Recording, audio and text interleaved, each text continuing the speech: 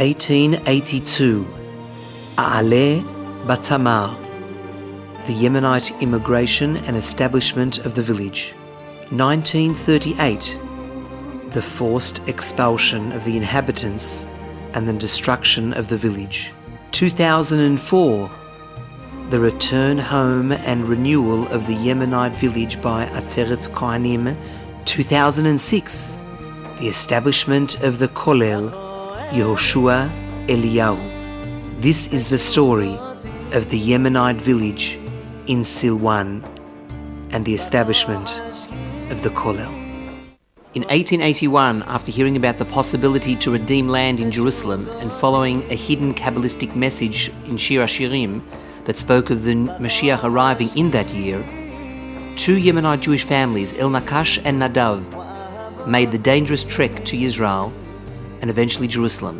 Notwithstanding the difficulties of the journey and the harsh living conditions in Jerusalem, they sent a message back to Yemen, speaking of the beauty of the Holy Land and the need to make Aliyah immediately.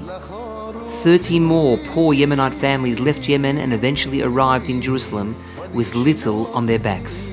Hundreds followed. After initially being forced to live in caves in the slopes of the Mount of Olives outside the Old City, the cause of the Yemenite Jews was taken up by a few residents of the Jewish Yishuv, including Rabbi Yisrael Dov Fromkin, the publisher of the new newspaper Chavatzelet. A society was established called Ezrat Nidachim with the specific aim of helping to absorb the Yemenite Jews and develop a neighborhood for them in Shiloach. Property was purchased, and by Chanukah 1885, the first 3 homes were dedicated. Amidst great joy and traditional Yemenite music, there was an impressive ceremony to affix the mezuzot.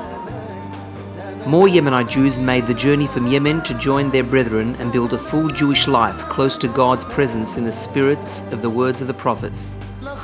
At its peak, there were over 160 Yemenite families living in the Hekdesh and the private homes of Shiloach, a hub of Jewish activity, marriages, public celebrations, chagim. There were 4 shuls, a Talmud Torah, a medical clinic, and of course kindergartens for all the young children. The Mori, Rabbi Yosef Said Madmoni, the Mukhtar Haron Maliach, the Husni family who raised cows, the Hazi family who traded wheat. It was a success story with the words of the prophets being realized. But all this came to an abrupt halt with the Arab riots in the 1920s and the 1930s, following which the village began to dwindle until it ceased to exist altogether. The British authorities were helpless, and they evicted the remaining families, promising to guard the property that was left and that the Jews would be able to return to their homes shortly once the storm had subsided. This promise to the Jewish refugees was never fulfilled. The Yemenite village existed for 54 years, from 1882 until 1938, and stood abandoned for 66 years with no Jewish presence whatsoever in the area. All this changed in Nisan 5764, the year 2004, after years of research and secret activity amongst the local Arabs. Ateret Kohanim, the Jerusalem Reclamation Project, finally succeeded in re-establishing Jewish presence in the Yemenite village in Silwan. Families moved into 2 purchased buildings, Bet Yehonatan and Bet Hadvash.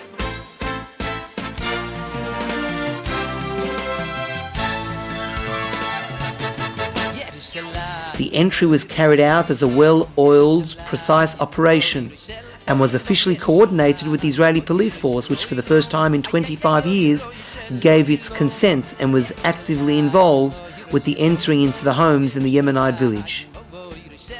At 1 in the morning, it was announced that the first groups had successfully entered the houses and were able to feel what the first Yemenite settlers had felt as they too also overlooked the Wadi and looked back towards the Temple Mount and the old city of Jerusalem. After 40 minutes, Following the entry, local Arabs began to gather around, throwing stones and bricks and Molotov cocktails at the intruders, hoping that they would leave. Of course, the new residents had no intention of leaving. Within a few minutes, police reinforcements had arrived, carrying out searches and arrests, helping calm the situation. The Israeli and international media reported the events in detail.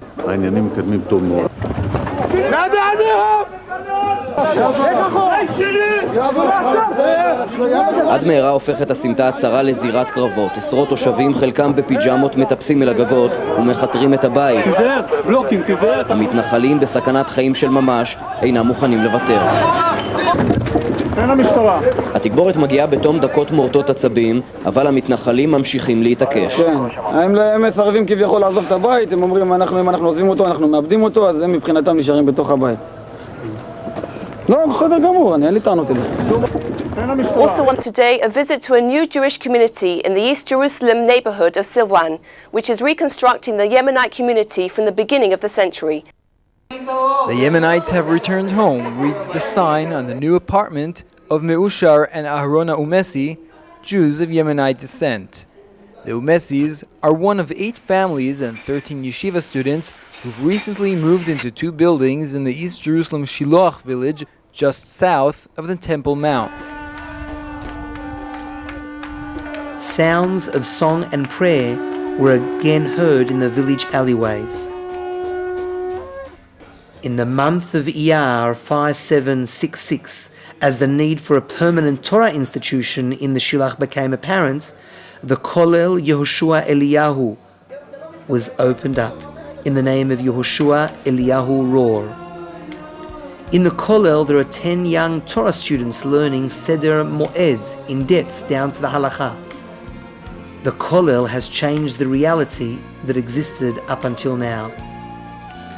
The importance of being able to walk around the area securely is obvious, so that the rebuilding of the Torah and Jerusalem are responsibly carried out, and so the place will become a hub of Jewish Torah life.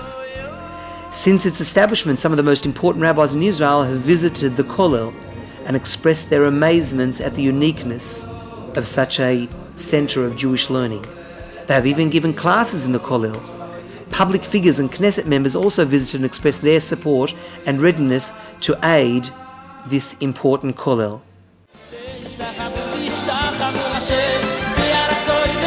Show